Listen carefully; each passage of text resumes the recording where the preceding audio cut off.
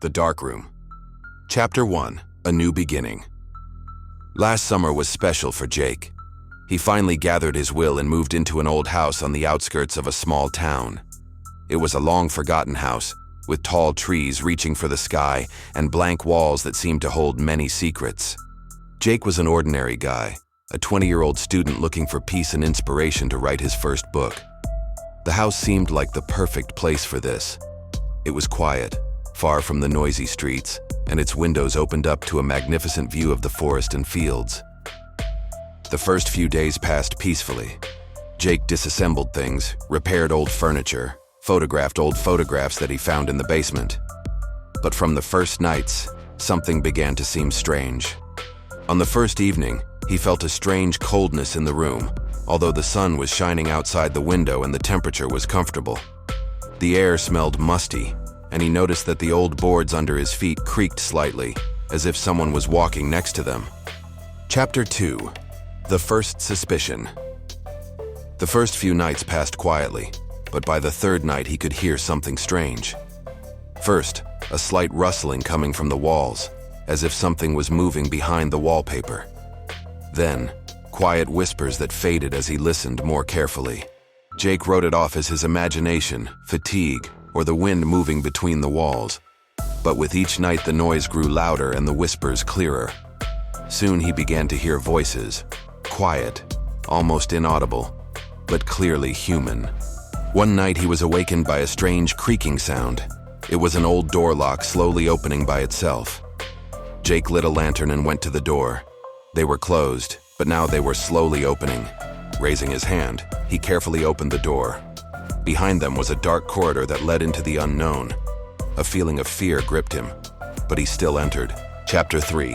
The Mysterious Room. A few days later, Jake began to explore the house.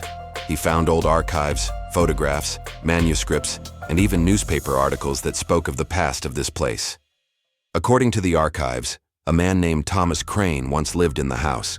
He was known as a strange man who was engaged in occult research. According to old residents, he disappeared many years ago. While exploring, Jake came across old photographs where this same Thomas was.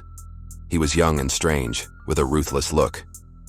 In one of the photographs, he was standing near an unusual room, the door of which was closed and sealed with an old lock. This fact aroused his curiosity and anxiety at the same time. What was this house hiding? Why did this Thomas disappear? What was behind that mysterious door? Chapter 4. Unheard Voices. The following nights were filled with increasingly strange phenomena. Whispers began to come from the walls that were impossible to understand. They sounded like someone asking for help or calling out for something. Jake tried to record everything on his camera. He set it up in the room and waited. Suddenly, a shadow appeared on the recording, a silhouette moving quickly down the hallway and disappearing out of frame. With the sound, he heard a voice speaking softly, almost in a whisper. "Help me." This was his first real hint that something was wrong in this house. Chapter 5. Uncovering the Truth. One evening, while exploring the archives, Jake came across Thomas Crane's manuscripts. They were confusing, with unusual symbols and spells. One of them mentioned opening doors to another world and holding spirits. Sources indicated that Thomas was engaged in occult research in order to connect with some otherworldly world. But something went wrong. His experiments ended tragically. He disappeared, and his spirit presumably remained here, in the house.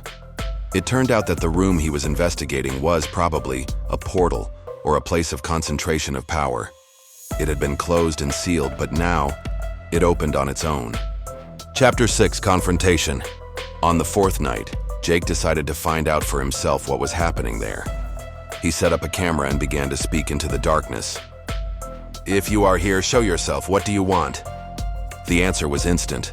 The darkness in the room began to move. Shadows appeared, silhouettes that moved quickly and silently. They danced around him, whispering something incomprehensible. Jake felt a coldness envelop his body. He was trapped between the world of the living and the dead, and the spirits tried to lure him into their labyrinths. Chapter 7. A Shot in the Dark. The next morning, Jake gathered his things and quickly left the house. He was shocked, but also relieved. Now he knew that this place was cursed. He did not want to go back there anymore, but every time he felt the cold or heard the whispers, he knew that something was left. Somewhere deep inside he understood, some doors are better not to open. Chapter 8. The Mystery Remains. Many months had passed since then. Jake lived in the city, but his dreams were filled with shadows, voices, and cold. He still feels that something strange is lurking behind him, that his house is not the only place where traces of darkness remain. He never fully learned what happened to Thomas Crane, but he does know one thing: some doors are better left unopened. Epilogue: An unexpected meeting. A few years have passed. Jake graduated from university, moved to another city, and life seemed normal. But a shadow remained in his world, the cold that he felt in the old house, and the voices that still occasionally made their way into his consciousness. One day, returning home from work, he noticed something strange. An unknown man standing in his yard. He looked so strange, with a look that was impossible to understand. Jake stopped and his heart beat faster. The man smiled and said, "You were looking for answers. Now you have them. But remember, some doors are better left unopened." And with that, he disappeared into the shadows, leaving Jake with even more questions and fears.